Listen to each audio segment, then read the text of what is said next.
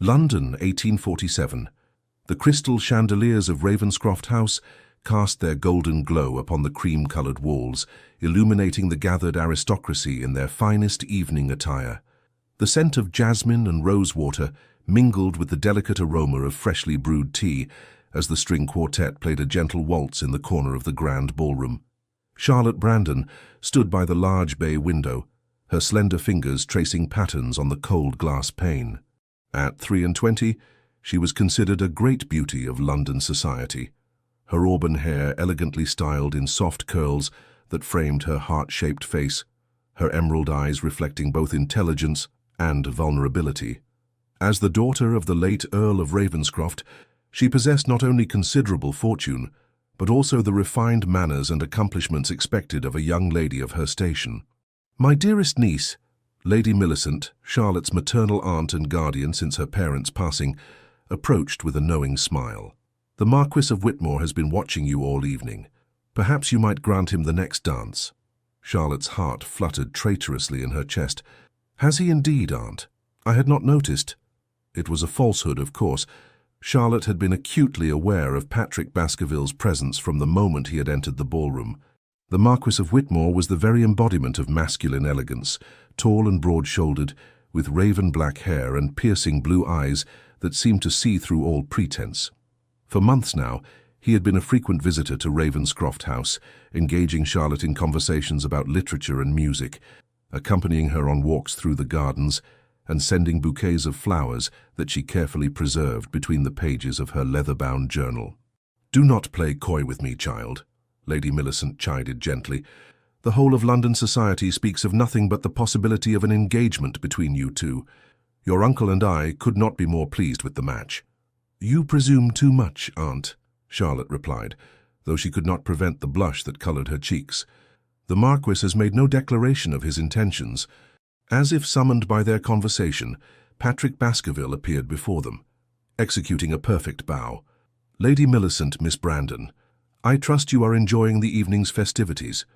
"Indeed we are, Lord Whitmore," Lady Millicent responded, with barely concealed delight.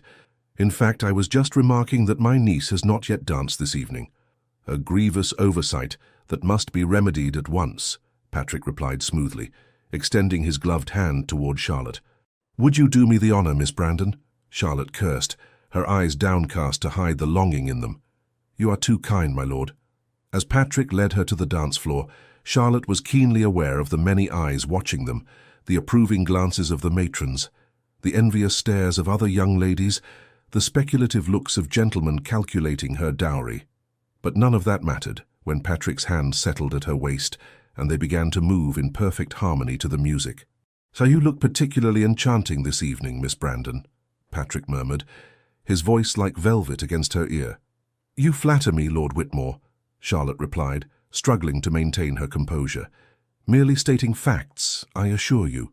His smile was dazzling, yet Charlotte could not help but notice how his gaze drifted momentarily to Lady Sophia Harrington, who was dancing nearby with her elderly husband. The observation sent a painful twinge through Charlotte's heart. It was not the first time she had noticed Patrick's wandering attention. Though he played the part of devoted suitor admirably, there were moments, fleeting but unmistakable, when his indifference toward her became apparent. Yet she clung desperately to the hope that his affections would grow in time, that one day his eyes would light up at the sight of her, the way hers did for him. From across the ballroom, another pair of eyes watched their dance with barely concealed longing. David Percy, the Duke of Ashford, stood tall and distinguished, his honey-brown hair neatly combed, his kind hazel eyes following Charlotte's every movement. Though a duke outranked a marquis in the rigid hierarchy of the aristocracy, David's quiet dignity and genuine nature had failed to capture Charlotte's attention the way Patrick's charismatic presence had. "Admiring Miss Brandon again, I see," remarked Lord Pembroke, David's closest friend since their days at Eton. "Is it so obvious?" David asked with a self-deprecating smile. "Only to those who know you well," Lord Pembroke replied. "You have been devoted to her for nearly 2 seasons now. Why not declare yourself?" David's expression turned wistful.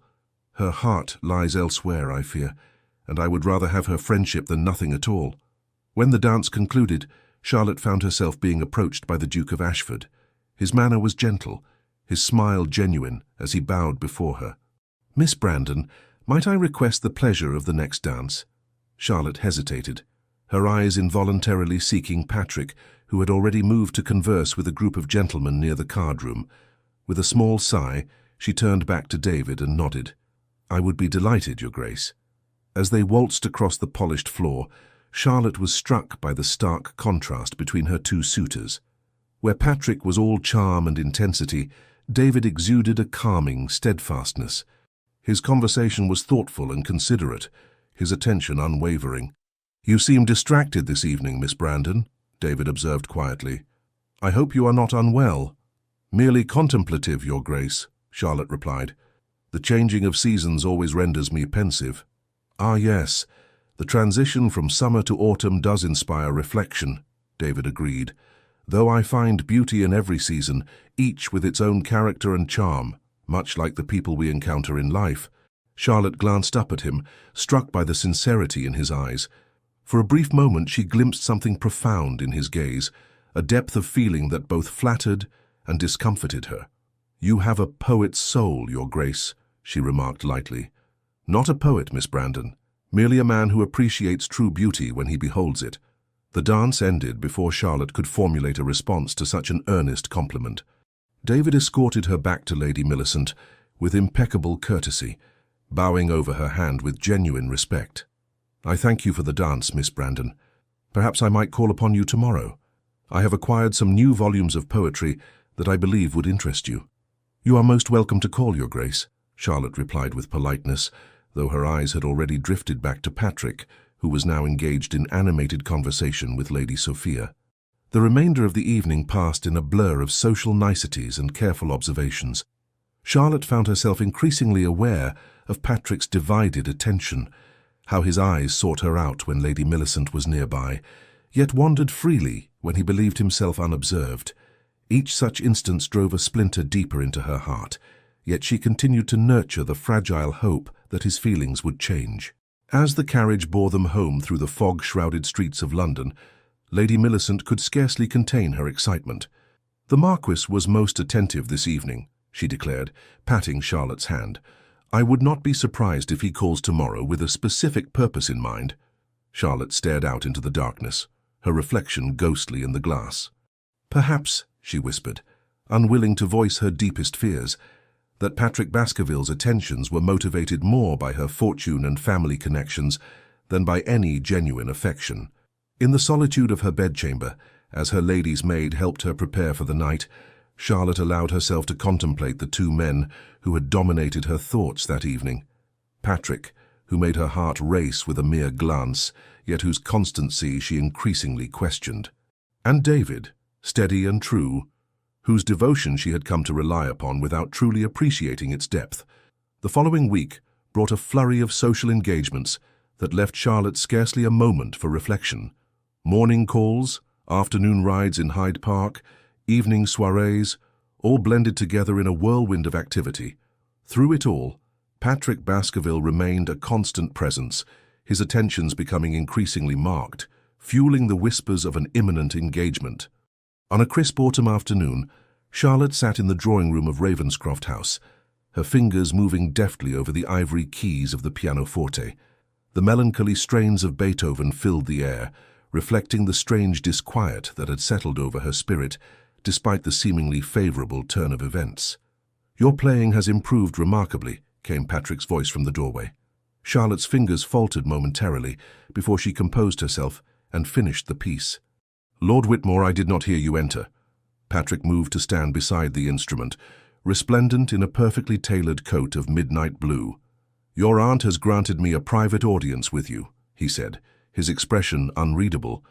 "I believe she expects me to return with joyful news." Charlotte's heart began to race. Was this the moment she had dreamed of for so long? She rose from the pianoforte bench, smoothing the folds of her emerald silk dress with trembling hands. "Indeed? And what news might that be, my lord?" Patrick paced to the window, his back turned to her for a long moment before he spoke again. "Society expects us to marry, Miss Brandon. Our families would be delighted by the match. Your fortune would restore the Whitmore estates which have, I admit, seen better days." Charlotte stood frozen. the cold practicality of his words dousing her romantic hopes like ice water. "You speak of marriage as though it were merely a business arrangement. Is it not?" Patrick turned to face her, his handsome features set in lines of resignation. "We are of the nobility, Miss Brandon. Sentiment rarely factors into such decisions." "Sentiment? You speak of love as though it were a trifling matter," Charlotte replied, her voice barely above a whisper. Patrick's expression softened slightly as he approached her. "Charlotte," he said, using her given name for the first time, "you are a beautiful, accomplished young woman.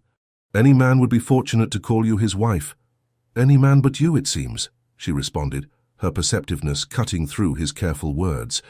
A flash of surprise crossed Patrick's face before he nodded slowly. "You deserve honesty, at least.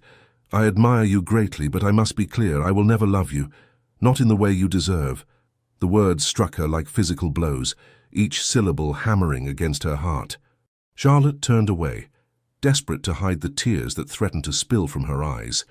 "My affections lie elsewhere," Patrick continued, oblivious to the devastation he was causing. "But they are engaged where they cannot be returned.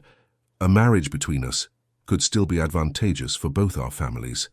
Charlotte drew a deep, steadying breath before facing him again, her chin held high, despite the pain coursing through her. "I thank you for your honesty, Lord Whitmore, but I must decline your offer such as it is. I may not have the luxury of marrying for love, but neither will I bind myself to a man who has plainly stated he can never return my affections." Patrick appeared genuinely taken aback by her refusal.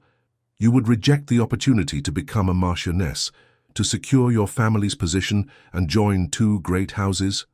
"I would," Charlotte replied with newfound resolve. "My father left me well provided for. I need not sell myself to restore another family's fortune." A flash of anger crossed Patrick's face, followed quickly by wounded pride. "As you wish, Miss Brandon. I had thought you more sensible, and I had thought you more honorable than to offer a woman everything but your heart," Charlotte countered, surprising herself with her boldness. Patrick bowed stiffly. "I shall take my leave, then. Please make whatever excuses to your aunt you deem appropriate." As the door closed behind him, Charlotte sank onto the nearest chair, her composure finally crumbling.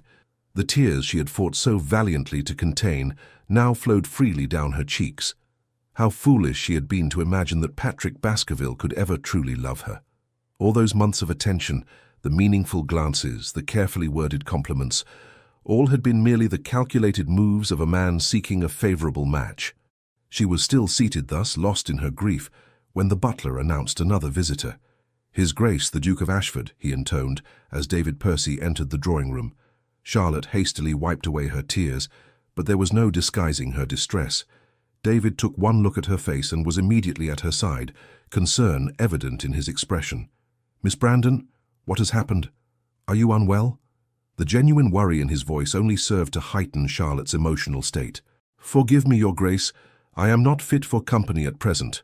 "Nonsense," David replied gently. "I count myself your friend, Charlotte, if you will permit me that liberty. And friends need not always present a perfect facade to one another." His kindness was her undoing. Before she could stop herself, Charlotte found herself confiding in him about Patrick's cruel declaration and her own shattered dreams. David listened without interruption, his expression growing increasingly troubled. When she had finished, he took her hand in his touch warm and reassuring. "Lord Whitmore is either a fool or blind, perhaps both," he said quietly. "To hold your heart in his hands and cast it aside so carelessly is unforgivable." "You are too kind, Your Grace," Charlotte murmured, embarrassed by her emotional display, yet strangely comforted by his presence. "Not kind, truthful," David corrected her. "Any man worthy of you would cherish your affections as the precious gift they are." Their eyes met, and for the first time Charlotte truly saw the man before her, not merely as Patrick's rival or as a titled gentleman of her acquaintance, but as a person of depth and character, whose steady gaze offered something her wounded heart desperately needed: respect. "I have brought you something," David said after a moment, reaching into his coat. He withdrew a small, leather-bound volume. "Wordsworth's poems. I marked a passage that reminded me of you." Charlotte accepted the book, her fingers brushing against his. "You are thoughtful as always, Your Grace." "David," he said quietly, When we are not in formal company, I would be honored if you would call me David." A small smile tugged at Charlotte's lips, despite her sadness. "Then you must call me Charlotte in return." "Charlotte," he repeated, as though testing the sound of her name on his lips. "Would you permit me to call upon you tomorrow? Perhaps a drive through the park might help lift your spirits." She nodded, suddenly grateful for his steadfast presence. "I would like that very much, David." After the Duke's departure, Charlotte opened the volume he had given her, finding a ribbon marking a particular poem. As she read the words, lines about resilience and the quiet healing power of nature, she felt something shift within her, like the first faint light of dawn after the darkest night. That evening, she penned a letter to her cousin in Bath, requesting an invitation for an extended visit. London society, with its gossip and prying eyes, had become unbearable. She needed distance, from Patrick, from the humiliation of her rejected love, and, perhaps most importantly, from her own foolish heart. What she did not anticipate was how reluctant she would be to distance herself from the Duke of Ashford, whose kindness had been the sole bright spot in her darkest hour. The morning after Charlotte's painful encounter with Patrick, she awoke with swollen eyes and a heaviness in her chest that made even the simple act of rising from bed seem monumental. The leather-bound volume of Wordsworth's poems lay on her nightstand, where she had placed it before falling into fitful slumber. Her fingers traced the embossed title as she recalled the Duke of Ashford's, David's, kindness the previous day. Her lady's maid entered with a breakfast tray, her expression sympathetic. "A letter arrived for you this morning, miss, from His Grace, the Duke of Ashford." Charlotte accepted the sealed note, her heart lightening slightly at the sight of David's elegant handwriting. He confirmed their plans for an afternoon drive and expressed hope that she had found some solace in Wordsworth's verses. The genuine concern evident in every carefully chosen word provided Charlotte with enough strength to face the day ahead, a day that would undoubtedly include her aunt's questions about Patrick's visit. As expected, Lady Millicent was waiting in the morning room, her expression expectant. "Well, my dear, Lord Whitmore requested a private audience yesterday. I trust there is happy news to share." Charlotte steeled herself, chin raised slightly. "I'm afraid not, Aunt. Lord Whitmore and I had a frank discussion about our compatibility. We mutually agreed that a match between us would not be suitable." Lady Millicent's face fell, her disappointment palpable. "Not suitable? But, child, the Marquis is one of the most eligible gentlemen in London. What could possibly be unsuitable about such a match?" "Some discrepancies in temperament," Charlotte replied, unwilling to reveal the true humiliation she had suffered. "And in expectations for marriage." Before Lady Millicent could press further, Charlotte mentioned her invitation to visit Eleanor in Bath, presenting it as an opportunity to refresh herself before the winter season, rather than the escape it truly was. Though clearly displeased, her aunt could offer no reasonable objection, particularly when Charlotte suggested that a change of scenery might help her reconsider her position regarding suitable matches. The remainder of the morning passed in a blur of mundane activities: correspondence, needlework, a brief visit from Lady Pembroke and her daughters, all of which Charlotte endured with outward composure, while her mind continuously returned to Patrick's cruel words, "I will never love you." By the time David's carriage arrived that afternoon, Charlotte was desperate for respite from her thoughts. The Duke greeted her with warm concern, immediately noting her pallor despite her efforts to appear unaffected. "You did not sleep well," he observed, as he handed her into the carriage. Charlotte managed a small smile. "Is it so obvious?" "Only to one who cares to notice," David replied gently. As they drove through Hyde Park, the autumn landscape provided a melancholy backdrop to their conversation. Golden leaves drifted from the trees, a reminder of summer's end and the inexorable passage of time. David spoke little at first, seemingly content to allow Charlotte her contemplative silence, yet his presence beside her offered a quiet comfort she had not expected. "I've been thinking about what happened yesterday," Charlotte finally said, her gloved hands folded tightly in her lap. "I feel I must apologize for burdening you with my distress." David turned to her, his expression earnest. "There is no need for apology, Charlotte. I consider it a privilege that you felt able to confide in me. Still, it was hardly proper. Propriety is a poor substitute for genuine human connection," he interrupted gently. "Your honesty was far more valuable to me than any social nicety." His words touched something deep within Charlotte. For so long, she had existed within the rigid confines of proper society, measuring her worth by how well she adhered to its expectations. Patrick had been part of that world, all surface charm and calculated moves, like pieces on a chessboard.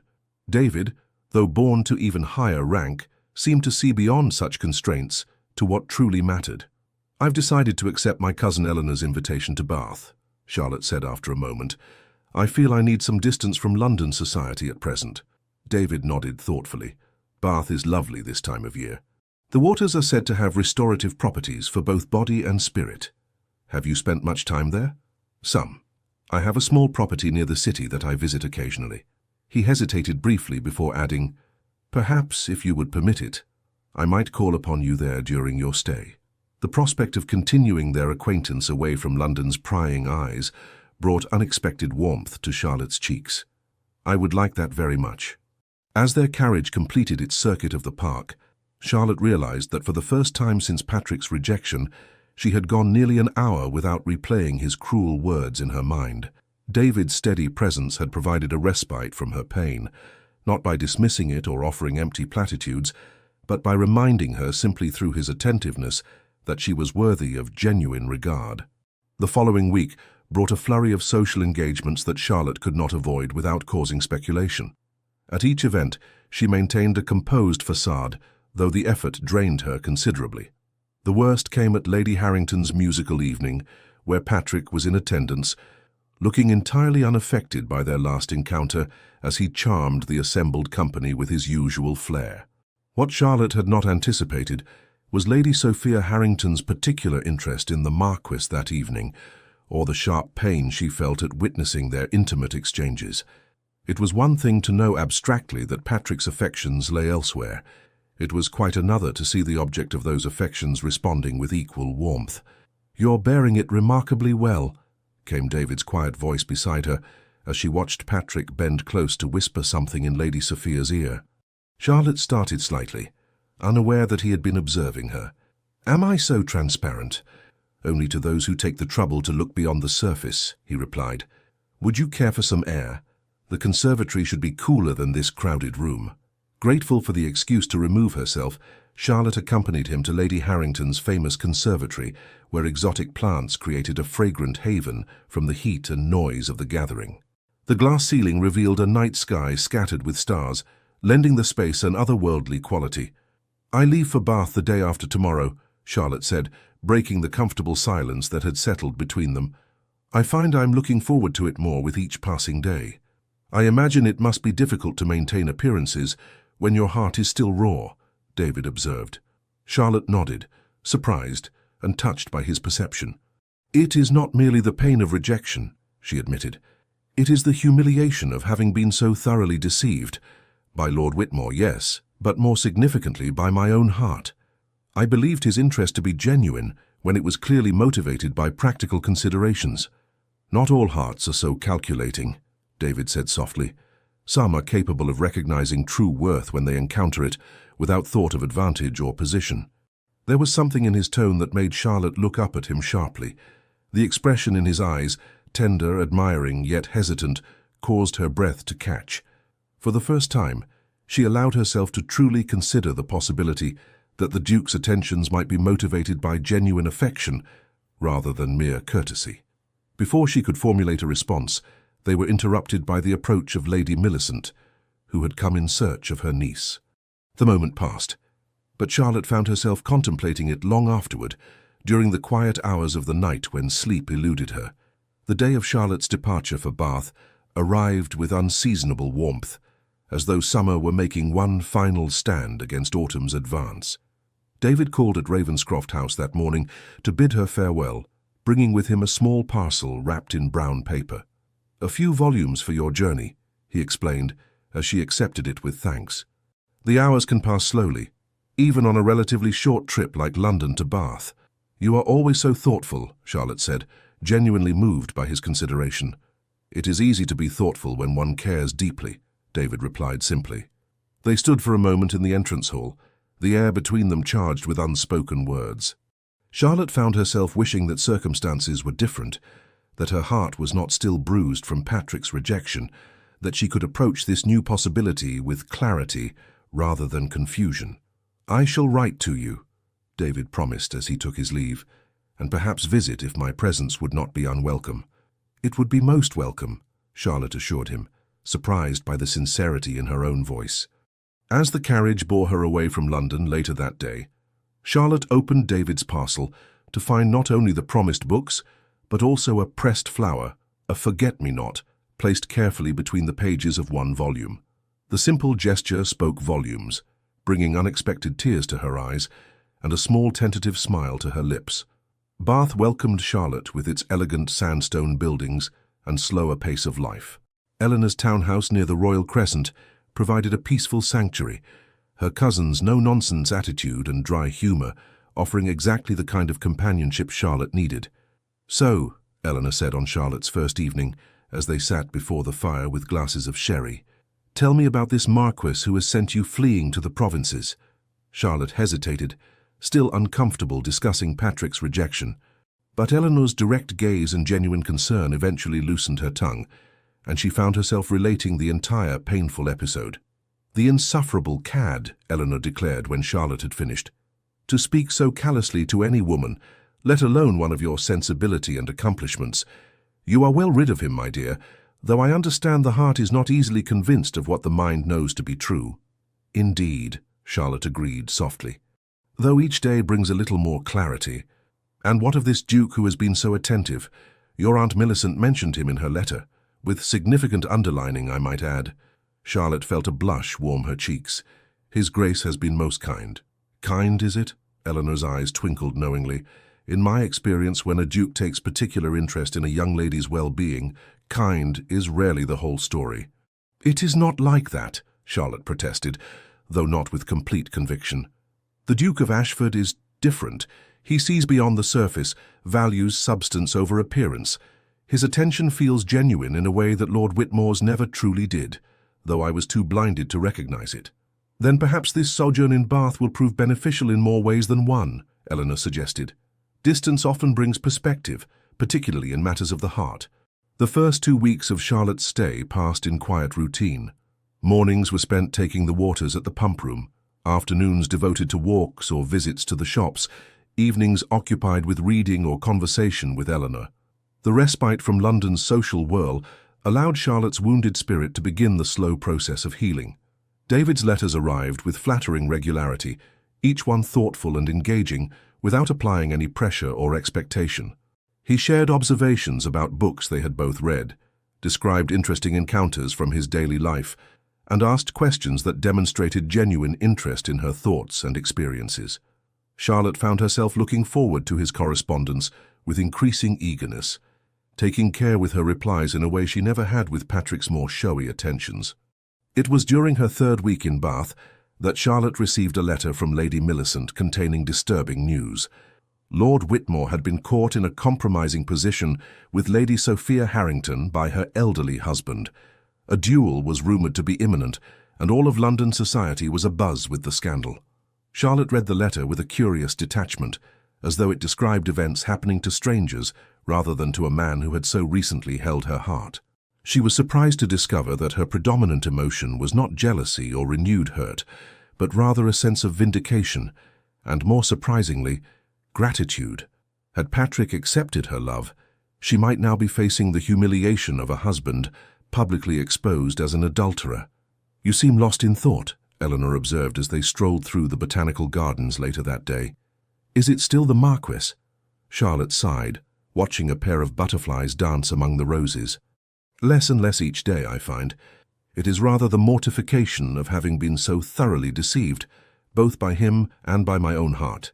I believed his interest to be genuine when it was clearly motivated by practical considerations." "Hearts can be remarkably resilient when given the chance," Eleanor replied, "and remarkably wise the second time around." "The Duke of Ashford continues to write, I notice," Eleanor remarked, her shrewd eyes missing nothing. 3 letters this week alone." Charlotte felt a blush warm her cheeks. "He is a faithful correspondent." "And a faithful admirer, I suspect," Eleanor added with a knowing smile. "His letters seem to bring you more happiness than anything else these days." Before Charlotte could formulate a response, they were interrupted by the arrival of a messenger boy, bearing yet another letter, this one not from David, but from Lady Millicent in London. Charlotte broke the seal with trepidation, which quickly turned to dismay as she read her aunt's words. "What is it?" Eleanor asked, noting her cousin's troubled expression. "Aunt Millicent writes that Lord Whitmore has been involved in a scandal," Charlotte explained, her voice hollow. "He was caught in a compromising position with Lady Sophia Harrington. Her husband has challenged him to a duel." Eleanor let out a most unladylike snort. "The man clearly lacks both honor and discretion. You had a fortunate escape, my dear." Charlotte nodded slowly, surprised to find that the news affected her far less than it would have just weeks before. "Aunt also mentions that she has informed the Duke of Ashford of my extended stay in Bath. She seems to think he may call upon me here." "Would that displease you?" Eleanor asked, studying Charlotte's face carefully. "No," Charlotte admitted, a small smile playing at her lips. "It would not displease me at all." 2 days later, as Charlotte sat reading in the morning room, Eleanor's butler announced an unexpected visitor. "His Grace, the Duke of Ashford," he proclaimed as David entered the room. Charlotte rose quickly, her book forgotten. "Your Grace, I had no idea you were in Bath." David's smile was warm as he bowed over her hand. "I found London increasingly tedious without your company, Charlotte. When your aunt mentioned your extended stay here, I discovered pressing business that required my immediate attention in the area." His eyes, filled with gentle humor, told her he was well aware of the transparency of his excuse. Charlotte found herself returning his smile with genuine pleasure. "How fortunate that your business should bring you to Bath of all places." "Fortune had very little to do with it, I assure you," David replied, his candor refreshing after months of Patrick's calculated charm. With Eleanor's blessing, David began to call upon Charlotte daily. They explored Bath together, visiting the Roman baths, attending concerts at the assembly rooms and taking long walks along the Royal Crescent. In his company, Charlotte discovered a new kind of happiness, not the feverish excitement she had felt with Patrick, but something deeper and more sustaining. "You seem different," David observed one afternoon as they sat in the pump room, watching the fashionable visitors take the waters. "More at peace, perhaps." Charlotte considered his words carefully. "I believe I am. Bath has been good for my spirit, as has the company I've kept." "I am glad to hear it," David replied, his expression softening. "Your happiness matters greatly to me, Charlotte." There was a quiet sincerity in his voice that touched her deeply. Unlike Patrick, whose compliments had always seemed designed to achieve a particular effect, David spoke from the heart, expecting nothing in return. As the weeks passed, Charlotte found herself increasingly drawn to the Duke's steady presence. She began to notice things about him she had previously overlooked: the crinkles at the corners of his eyes when he laughed, the gentle way he assisted elderly visitors at the pump room, his boundless curiosity about the world and the people in it. One rainy afternoon, as they sought shelter in the Bath Abbey, Charlotte finally gave voice to a question that had long puzzled her. "Why did you continue to seek my company in London, when it was so obvious my attention was elsewhere?" David was silent for a moment, watching the raindrops trace patterns on the stained glass windows. "Because even when your eyes were turned toward another, I saw in you qualities that I admired deeply: your kindness, your intelligence, your quiet strength. Those things were worth waiting for, even if your heart might never turn my way." Charlotte was deeply moved by his words. "And now? What do you see when you look at me now?" David turned to face her fully, his expression open and vulnerable. "I see a woman who has endured pain with dignity, who has grown wiser without becoming bitter, whose heart has somehow become even more beautiful for having been broken. I see the woman I have loved since the moment we met, though I scarcely dared hope you might ever return those feelings." Charlotte's breath caught in her throat. This was so different from Patrick's cold proposal. This honest declaration offered with no expectations, only truth. "David," she whispered, her heart racing with a new and different kind of excitement, "I believe I am finally beginning to see clearly." He took her hand in his touch gentle yet sure. "Then may I hope, Charlotte, may I hope that one day you might look upon me with something more than friendship?" Charlotte gazed into his eyes, finding there everything Patrick's had lacked: constancy, respect, and genuine affection. "I believe that day may be closer than either of us anticipated," she replied softly. The joy that illuminated David's face in that moment was unlike anything Charlotte had ever witnessed, pure and unguarded, like sunlight breaking through clouds after a storm. As they walked back to Eleanor's townhouse through the rain-washed streets, Charlotte felt as though she were emerging from a long winter into the first warm days of spring. Her heart, so long fixated on Patrick Baskerville, was finally opening to the possibility of a deeper, truer love, one based not on fleeting passion or social advantage, but on mutual respect and genuine affection. The joy that illuminated David's face in that moment was unlike anything Charlotte had ever witnessed, pure and unguarded, like sunlight breaking through clouds after a storm. As they walked back to Eleanor's townhouse through the rain-washed streets, Charlotte felt as though she were emerging from a long winter into the first warm days of spring. Her heart, so long fixated on Patrick Baskerville, was finally opening to the possibility of a deeper, truer love, one based not on fleeting passion or social advantage, but on mutual respect and genuine affection. That evening, a letter arrived from London bearing more news about the scandal involving Lord Whitmore. He had survived the duel with Lord Harrington, though not without injury. More surprisingly, he had announced his intention to travel abroad indefinitely, effectively removing himself from the London social scene at the height of the season. Charlotte read the letter with a curious detachment, as though it described events in the life of a stranger rather than a man who had once held her heart in his careless hands. "Does the news affect you greatly?" David asked when she shared the contents with him during his call the following day. Charlotte considered the question thoughtfully. "It affects me, yes, but not in the way it once would have. I find I can wish him well without wishing him back in my life." David's smile was understanding. "That, I believe, is the truest form of healing." As autumn deepened around them, Bath's elegant Georgian architecture took on a golden hue in the late afternoon sunlight. Charlotte and David established a comfortable routine, their daily encounters becoming the highlight of her stay. Eleanor observed their growing attachment with approving eyes, though she was careful not to press Charlotte on the matter. "Some things must unfold at their own pace," she remarked one evening after David had taken his leave, "particularly matters of the heart." Indeed, Charlotte found that her feelings for the Duke were developing in a way entirely different from her infatuation with Patrick. Where that attachment had been swift and consuming, leaving little room for reason or reflection, her regard for David grew steadily, built on countless small moments of shared understanding and mutual respect. She came to treasure his thoughtfulness, how he always remembered which authors she enjoyed, how he noticed when she was tired and suggested they sit rather than continue walking, how he listened to her opinions with genuine interest rather than polite forbearance. These qualities, which she had once overlooked in her fascination with Patrick's more dramatic charm, now revealed themselves as the true foundation of lasting affection. One golden afternoon in late October, David took Charlotte on a drive to the countryside surrounding Bath. The rolling hills were ablaze with autumn colour, the air crisp and invigorating as they walked along a ridge overlooking the city in the distance. "I have received a letter from my estate manager," David said as they paused to admire the view. "There are matters requiring my attention at Ashford Park. I must return to Hampshire within the week."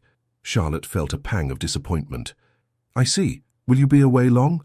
"That depends," he replied, his voice carefully neutral, "on whether I might persuade you to consider a change of scenery yourself." Charlotte turned to him, puzzled. "I don't understand."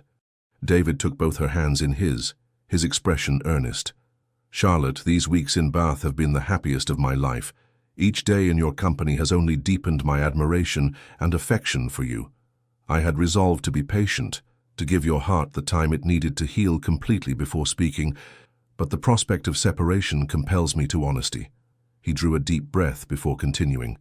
"I love you, Charlotte Brandon. I have loved you since that first evening we danced together, when you looked past me toward another man. I love your kindness, your intelligence, your quiet dignity in the face of pain. I love the person you have become even more than the person you were when we met." Charlotte stood transfixed, the sincerity in his eyes leaving no room for doubt. "I am asking you to do me the great honor of becoming my wife," David said softly. "Not because society expects it, or because it would be advantageous, but because I believe we could build a life of genuine happiness together. If you need more time, I will wait. If your heart is not yet ready, I will understand. But I could not leave without telling you the truth of my feelings. The contrast with Patrick's cold, practical proposal could not have been more stark. Where the Marquess had offered everything but his heart, the Duke offered his heart above all else. Charlotte felt tears gathering in her eyes, not from pain this time, but from a welling up of emotion she had not known herself capable of feeling again. "David," she whispered, "I do not need more time." Hope dawned in his eyes. "You don't?"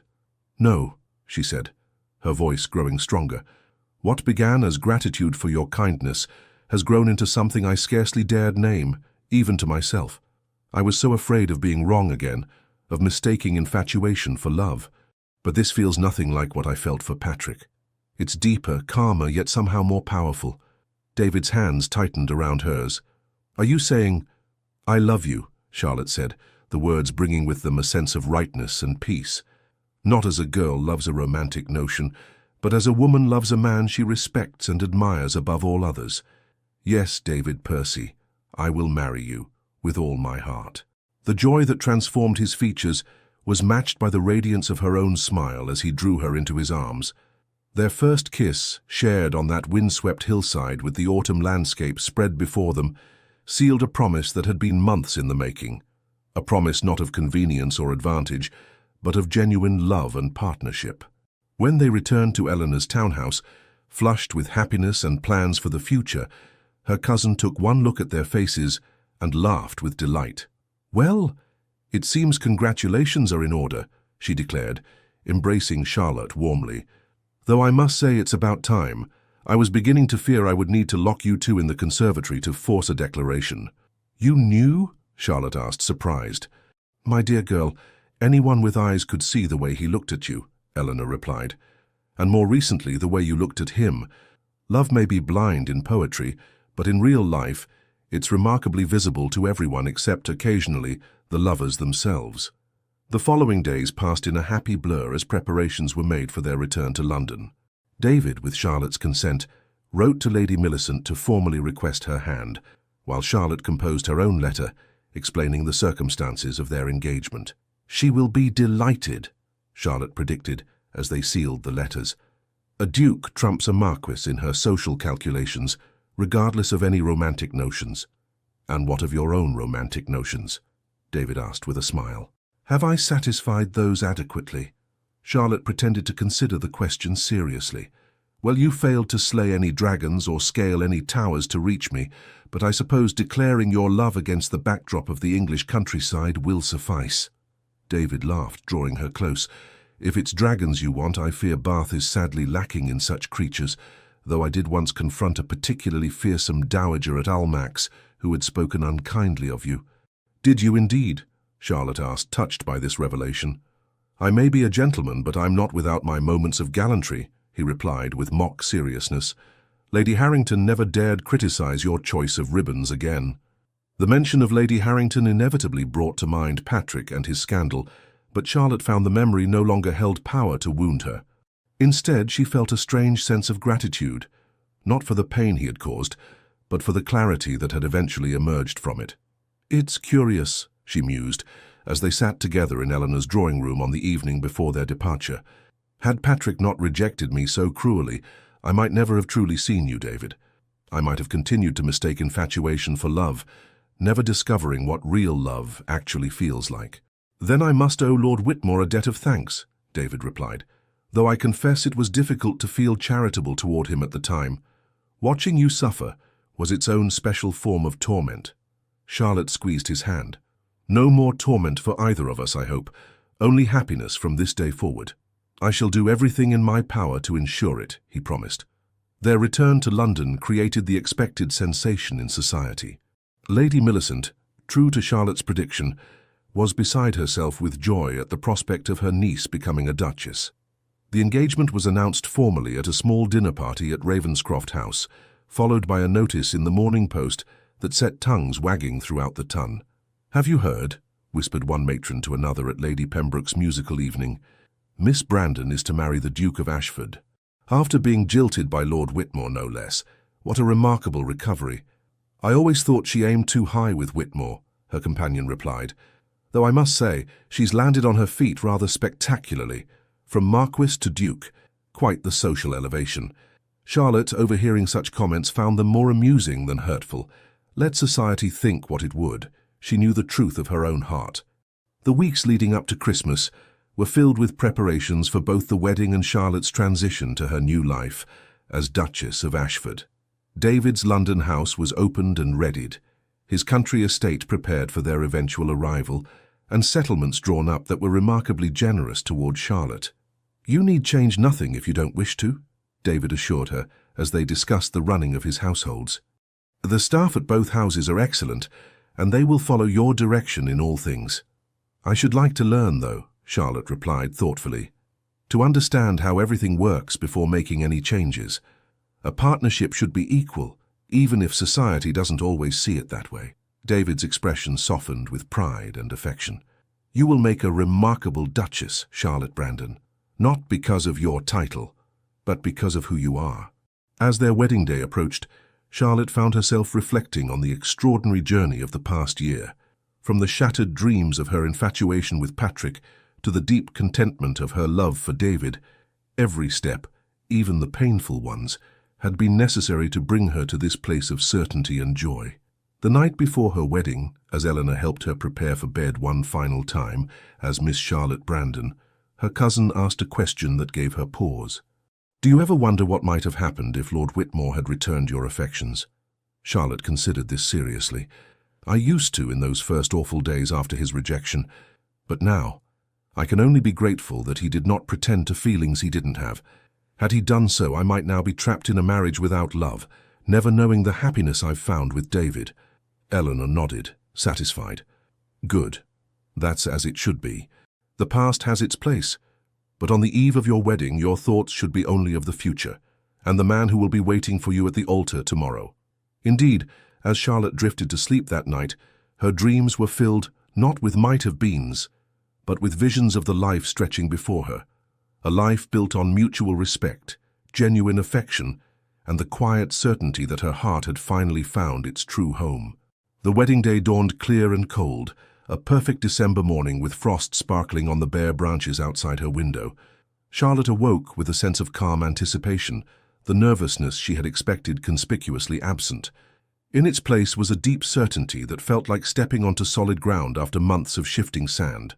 Her wedding gown, a creation of ivory silk with delicate pearl embroidery, had been the subject of much consultation with the modiste.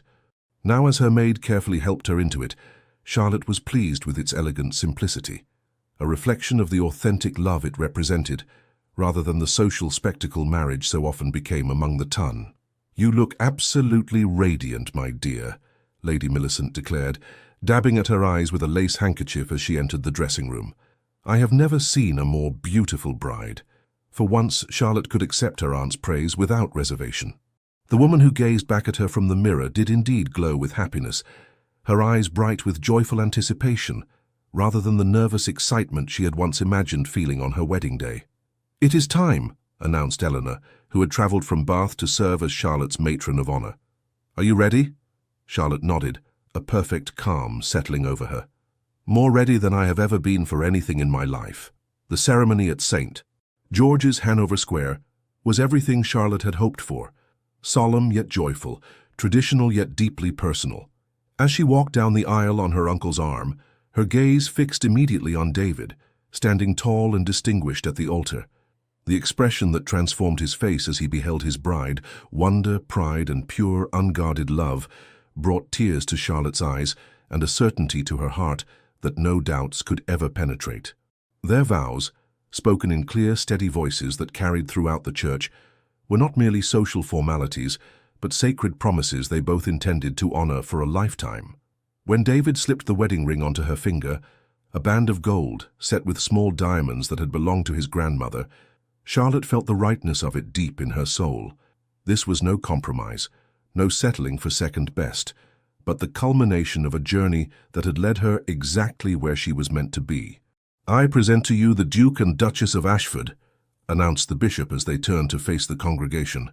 The applause that filled the church seemed distant to Charlotte, far less important than the gentle pressure of David's hand holding hers, the warmth in his eyes as he smiled down at her, and the knowledge that they were beginning a life together built on the firmest foundation of all, genuine love and mutual respect. As they emerged from the church amid a shower of rose petals and well-wishes, Charlotte caught a glimpse of a familiar figure standing near the back of the crowd, Patrick Baskerville, his expression unreadable as he watched the newly wedded couple. For a brief moment their eyes met across the distance. Charlotte felt no triumph, no desire to flaunt her happiness before the man who had once rejected her so cruelly. Instead, she offered a small, genuine smile, not of forgiveness exactly, but of acknowledgement that his actions, however painful at the time, had ultimately led her to true happiness. Patrick inclined his head slightly in response, before turning away, disappearing into the crowd as Charlotte's attention was drawn back to her husband and the celebrations that awaited them. The wedding breakfast at Ashford House was a glittering affair, attended by the cream of London society. Charlotte moved through the crowd on David's arm, accepting congratulations with gracious smiles, yet always aware of his presence beside her, like a compass pointing true north. "Are you happy, my love?" David murmured during a brief moment alone in the garden conservatory, where they had stolen away for a breath of privacy. Charlotte reached up to touch his face, her heart overflowing with emotion. "Beyond all measure," she whispered. "I never knew it was possible to feel such complete joy." David turned his head to press a kiss into her palm. "When I think how close I came to losing you." "You never would have lost me," Charlotte assured him. "Even when I could not see it myself, my heart was finding its way to you." He smiled, drawing her closer. "My patient heart was always waiting for yours to catch up." As evening fell and the last guests departed, Charlotte stood with David in the entrance hall of what was now her home. The future stretched before them, filled with promise and possibility. Yet in that moment it was the present that held her attention, the warm strength of her husband's hand holding hers, the love in his eyes as he gazed down at her, and the knowledge that this was only the beginning of their story together. "Welcome home, Duchess," David said softly, lifting her hand to his lips. Charlotte smiled, her heart full. "Home," she repeated, savoring the word and all it now meant. "Yes, I believe it is." As evening fell and the last wedding guests departed, Charlotte stood with David in the entrance hall of what was now her home. The future stretched before them, filled with promise and possibility. Yet in that moment, it was the present that held her attention. The warm strength of her husband's hand holding hers, the love in his eyes as he gazed down at her, and the knowledge that this was only the beginning of their story together. "Welcome home, Duchess," David said softly, lifting her hand to his lips. Charlotte smiled, her heart full. "Home," she repeated, savoring the word and all it now meant. "Yes, I believe it is." News of Charlotte Brandon's marriage to the Duke of Ashford travelled swiftly through London society and beyond, carried by letters and gossip to the farthest corners of Europe, including the distant shores where Patrick Baskerville had sought refuge from scandal. For months the Marquis had wandered through the great cities of the continent, Paris, Vienna, Rome, seeking distraction in new scenery and novel companions. Yet none had succeeded in banishing the strange emptiness that had settled within him since his departure from England. It was in a small cafe in Florence that he first heard detailed tidings of the wedding, delivered casually by a fellow expatriate who had received correspondence from home. "The Brandon-Ashford wedding was apparently the event of the season," the gentleman remarked, unaware of the significance the names held for Patrick. "They say the bride looked positively radiant, transformed by happiness according to my sister's letter. Quite a brilliant match for the family, though I suppose becoming a duchess is always cause for celebration." Patrick's hand stilled, the cup of espresso halfway to his lips. "The wedding has already taken place, then?" "Indeed, just before Christmas. Were you acquainted with either family?" "Somewhat," Patrick replied vaguely, his mind suddenly flooded with images of Charlotte, her gentle smile, her intelligent conversation, the adoration in her eyes that he had so carelessly dismissed.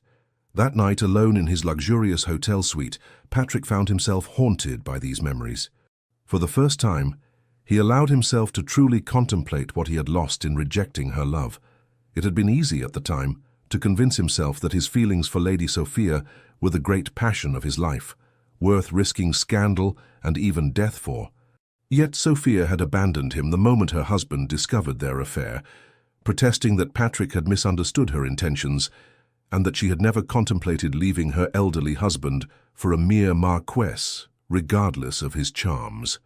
The humiliation of that rejection, combined with the wound he had sustained in the duel, had driven Patrick from England.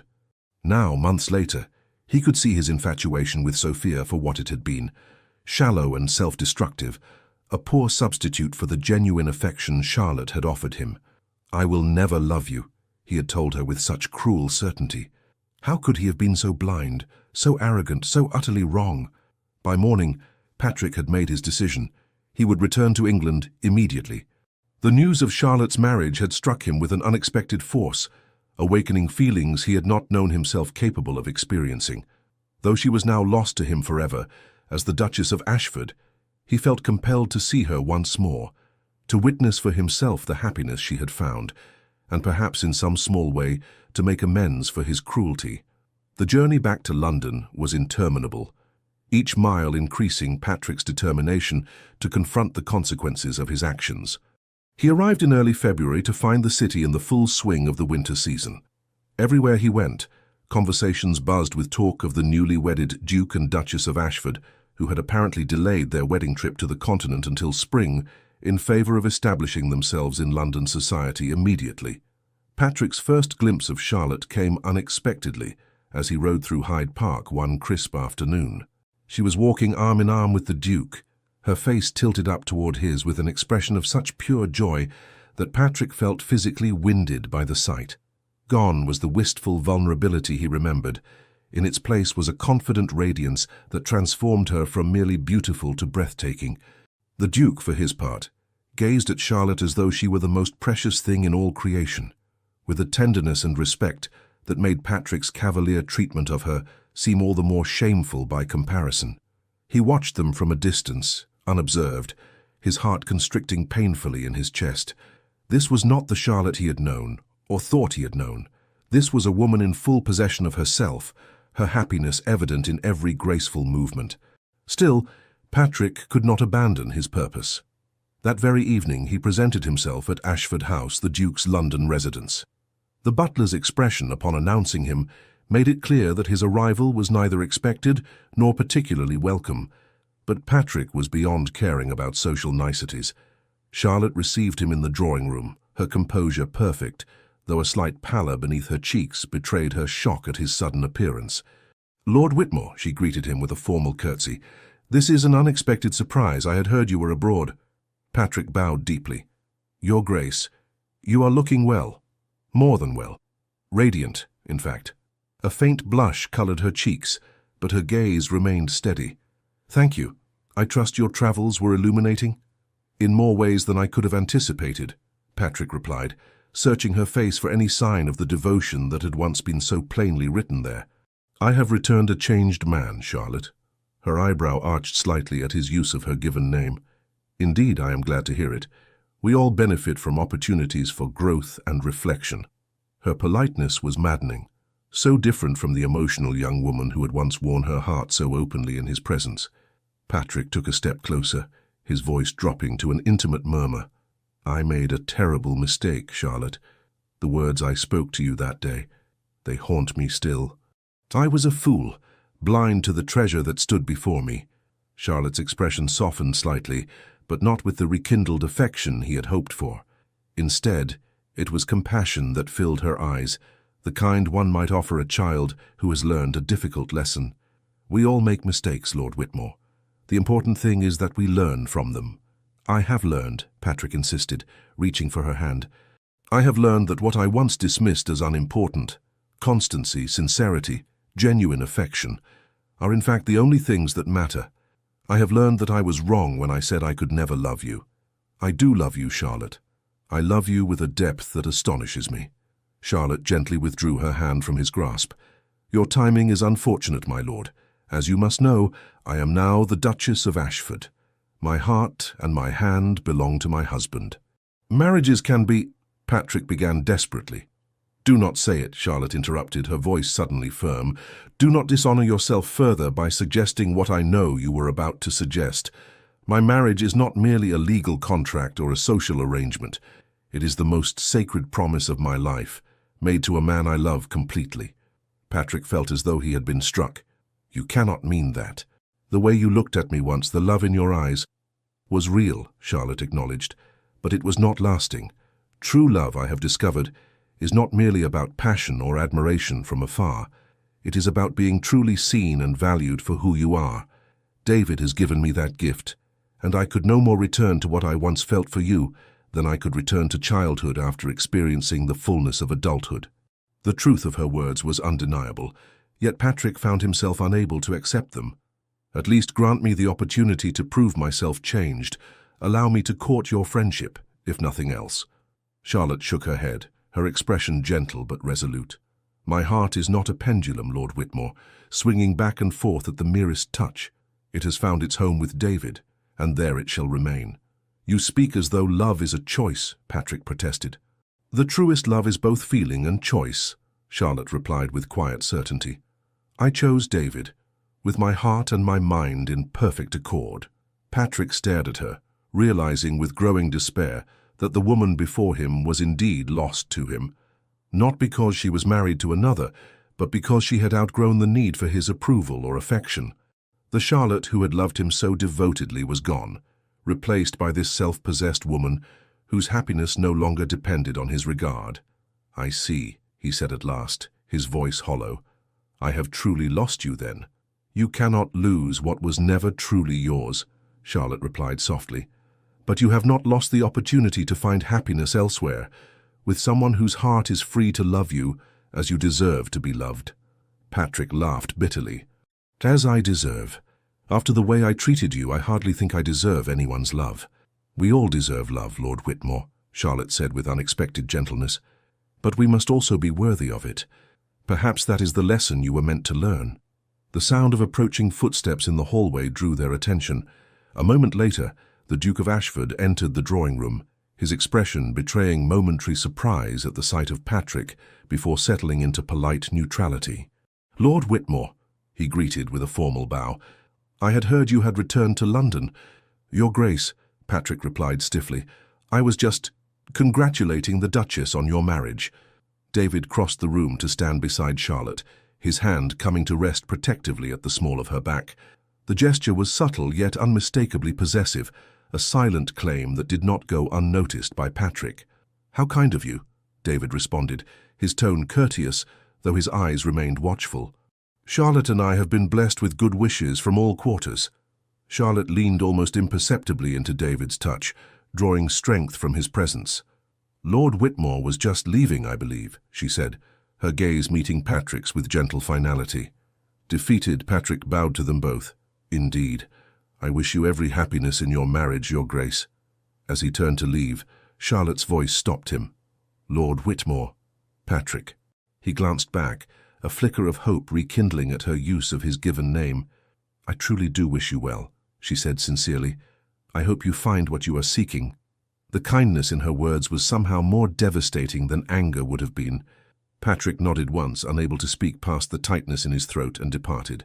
Outside, the first snowflakes of winter had begun to fall, dusting the streets of London with their cold purity. Patrick stood for a long moment on the pavement, watching the lights of carriages passing through the growing darkness.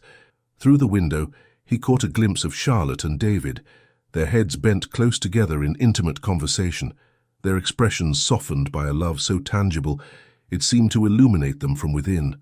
The sight filled Patrick with an ache that was part envy, part regret, and, unexpectedly, part acceptance. Charlotte had moved beyond the pain he had caused her. She had found happiness, true happiness, with a man who cherished her as Patrick had failed to do, and in that moment, despite his own broken heart, he could not bring himself to wish it otherwise. In the weeks that followed, Patrick withdrew from London society, finding its gossip and superficial pleasures suddenly hollow. He spent hours in his library, reading the books Charlotte had once discussed with such intelligence and passion, seeing them now through different eyes. He began corresponding with his estate manager in Scotland, making plans to visit the property he had neglected for years. It was at Lady Eleanor Winthrop's literary salon, which he attended on impulse one Thursday evening, that Patrick encountered Miss Rebecca Harrison. She was not a conventional beauty, but there was something striking about her dark eyes and the intelligence they reflected as she contributed thoughtfully to a discussion about Mary Shelley's works. "You make an interesting point about the creature's fundamental humanity," Patrick found himself saying. Few readers look beyond the horror elements to see the profound questions Shelley raises about what truly makes us human. Rebecca turned toward him, surprise and then recognition dawning in her expression. "Lord Whitmore, I didn't expect to see you at a literary gathering. I am attempting to broaden my intellectual horizons," he replied with a self-deprecating smile, "though I fear I am woefully behind in my reading." "It is never too late to begin," she observed. "The greatest journey starts with a single step, as they say." There was something refreshing about her forthright manner. No coyness, no calculated charm, just honest conversation between equals. For the first time in months, Patrick found himself genuinely engaged. As the evening progressed, he discovered that Miss Harrison served as companion to Lady Winthrop, that she had a passion for natural philosophy as well as literature, and that she harbored no illusions about the limitations society placed on women of intelligence but modest means. "You are remarkably insightful for one so young," Patrick commented as they discussed the changing social landscape of England. "Not so very young, my lord," she replied with a hint of amusement. 27 is practically ancient in the marriage market, and yet you remain unwed." "By choice," she answered simply. "I would rather independence than a marriage without mutual respect and affection." Patrick found himself intrigued by her forthright manner. "A radical notion." "Perhaps," she acknowledged, "but one I suspect the new Duchess of Ashford would understand. She chose true happiness over mere position, after all." The mention of Charlotte might once have pained him, but Patrick found he could now think of her with a curious mixture of regret and gratitude. She did indeed, and society is beginning to follow her example, I think. The old ways of arranging marriages solely for advantage seem increasingly outdated. "Progress comes slowly," Rebecca observed, "but it does come. Each generation builds upon the foundations laid by those who came before." As the salon drew to a close, Patrick found himself reluctant to end their conversation. "Would you permit me to call upon you, Miss Harrison? I have greatly enjoyed our discussion." Rebecca studied him thoughtfully. "Lady Winthrop hosts these gatherings every Thursday when in London. You would be welcome to continue our conversation next week." It was not the eager acceptance he might once have expected from a woman of her station, but Patrick found her measured response refreshing, rather than disappointing. "Then I shall look forward to Thursday with great anticipation." Over the following weeks, Patrick became a regular attendee at Lady Winthrop's salon, his conversations with Rebecca Harrison growing increasingly wide-ranging and personal. He found in her something he had never truly valued before, an intellectual equal, whose perspective challenged and expanded his own. One afternoon in early spring, Patrick encountered Charlotte and David in the British Museum, where he had gone with Rebecca to view a new exhibition of classical artifacts. The four acknowledged each other with polite greetings, the initial awkwardness giving way to a civil conversation about the exhibition. Patrick observed with interest how David deferred to Charlotte's knowledge of Greek mythology, his pride in her intellect evident in every glance. More striking still was the easy companionship between them, the small touches, the shared smiles, the wordless communication of a couple truly attuned to one another. "They seem very happy," Rebecca commented quietly as they moved on to the next gallery. "They are," Patrick agreed, surprised to find he could say it without pain. "She deserves nothing less." Rebecca glanced at him curiously. "You knew her well?" "I thought I did," Patrick replied honestly, "but I failed to see her true worth until it was too late. And now? Now I am learning to see people, truly see them, for the first time in my life," he said, his gaze meeting hers with new clarity. "It is a humbling but necessary education." Rebecca's smile held a warmth that kindled something hopeful in Patrick's heart. The best educations often are. As spring blossomed fully across London, Patrick found himself at a crossroads. His estates in Scotland still awaited his attention, yet the prospect of leaving London and Rebecca grew increasingly unappealing. Their relationship had developed into something neither had anticipated, a friendship built on mutual respect that had gradually, almost imperceptibly, deepened into something more. It was during a walk in Kensington Gardens, the air fragrant with lilacs and new growth, that Patrick finally gave voice to feelings he had been nurturing for weeks. "I will be travelling to Scotland soon," he began, watching Rebecca's profile as she admired a particularly fine magnolia tree. "So you have mentioned," she replied. "Your tenants will be glad of your attention, I imagine." "Yes, I believe they will." Patrick hesitated, then continued with newfound directness. "I find, however, that I am reluctant to leave London, or rather to leave certain company I have come to value most highly." Rebecca turned to face him, her expression guarded yet hopeful. "Lord Whitmore—" "Patrick," he corrected gently. "After all our conversations, I think we might dispense with formalities between us." "Patrick," she amended, the sound of his name on her lips sending a pleasant warmth through him. "What exactly are you saying?" "I am saying that I have found in you something I never truly understood the value of before, a companion who challenges my mind, broadens my perspective, and brings joy to my days through her presence alone. I am saying that the thought of Scotland without you seems suddenly bleak, despite its natural beauty." Rebecca's eyes widened slightly. "Are you suggesting—" "I am suggesting nothing improper," Patrick assured her quickly. "Rather, I am asking if you might consider a proper courtship between us. I have changed, Rebecca, or perhaps more accurately, I am changing still. The man I was a year ago would not have recognized the value of a woman of substance over mere beauty or status. The man I am becoming hopes he might be worthy of such a woman's regard." A slow smile spread across Rebecca's face, transforming it with a beauty that came from within.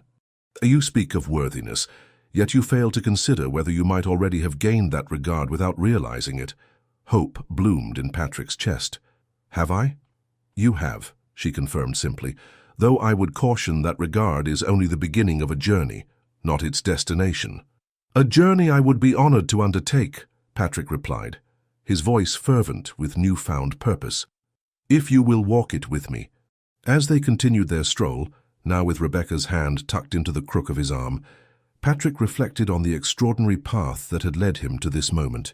His cruel rejection of Charlotte, which had seemed so justified at the time, had set in motion a chain of events that ultimately forced him to confront his own failings. The pain he had caused her had returned to him tenfold, yet from that suffering had emerged a humility and self-awareness he might never have achieved otherwise. Charlotte had found her happiness with a man worthy of her love. Now perhaps Patrick was taking the first steps toward becoming a man worthy of love himself, not through grand gestures or passionate declarations, but through the slower, more challenging process of genuine growth and change. The following week, an invitation arrived at Patrick's London residence, an elegant card requesting his presence at a garden party hosted by the Duke and Duchess of Ashford at their country estate. The personal note from Charlotte on the back read simply, "We would be pleased to welcome you and Miss Harrison should she wish to accompany you. Sincerely, Charlotte." Patrick stood by the window, the invitation in his hand, watching the spring sunshine gild the London streets with golden light. A year ago, he had uttered those fateful words to Charlotte, "I will never love you," never imagining how completely life would prove him wrong. Not only had he come to love her, too late to claim her, but he had also discovered the capacity for a different, perhaps deeper love, one built on genuine appreciation rather than superficial attraction. "I will never love you," the Marquis had once declared with cruel certainty. But time and reflection had taught him the most valuable lesson of his life, that true love begins not with grand passion, but with seeing, truly seeing, the worth of another soul, and allowing oneself to be transformed by that recognition. As Patrick carefully penned his acceptance of the invitation, he felt a sense of peace settle over him. Charlotte had found her happiness with a man who cherished her as she deserved. And perhaps in time he might find his own happiness, with a woman whose quiet strength and keen mind had awakened in him something he had never expected to feel. A love born not of blind infatuation, but of genuine respect and admiration. The circle was complete. The heart that had once been too proud to love had been humbled, then healed, then opened to new possibilities. And in that opening lay the promise of a future far richer than Patrick Baskerville, Marquis of Whitmore, had ever dared to imagine for himself. The end. Dear listener, there are moments in life when we are made to feel forgotten, When someone we care about turns cold, speaks without kindness, or chooses someone else, not because we lacked anything, but because they couldn't see what was right in front of them. Charlotte once faced this too. She gave her heart to a man who saw her as a solution, not as a soul, and when he told her he would never love her, it nearly broke her. But time, as it often does, brought her something better, a love that arrived not with grand promises, but with quiet respect and unwavering presence. So if life has ever made you feel like someone overlooked your worth, please remember, how others treat us often says more about their emptiness than our value. You are not defined by who walked away, but by how you continued on to be, with dignity, courage, and hope. Every disappointment holds a lesson. Every silence teaches you to listen to your own heart. And sometimes, the greatest love story of your life begins after the one that broke you. So tonight, as you rest, may peace come gently. May you feel protected, seen, and deeply cherished, not just by others, but by yourself. Because it's never too late to feel loved. And never too late to begin again. With all our gratitude, Legends of the Fall. Thank you for staying with us until the very end. If Charlotte's story moved you, her strength, her heartbreak, her healing, and her new beginning, we kindly invite you to like, comment, and subscribe to our channel. Your support, from the bottom of our hearts, keeps us going and reminds us why we tell these stories full of love, redemption, and unexpected turns. Please share this story with someone who needs a gentle reminder that love, real love, always finds its way. And don't leave just yet. At the end of this video, another one of our romantic tales will appear on your screen. Click and let yourself be surprised by another emotional story like this one.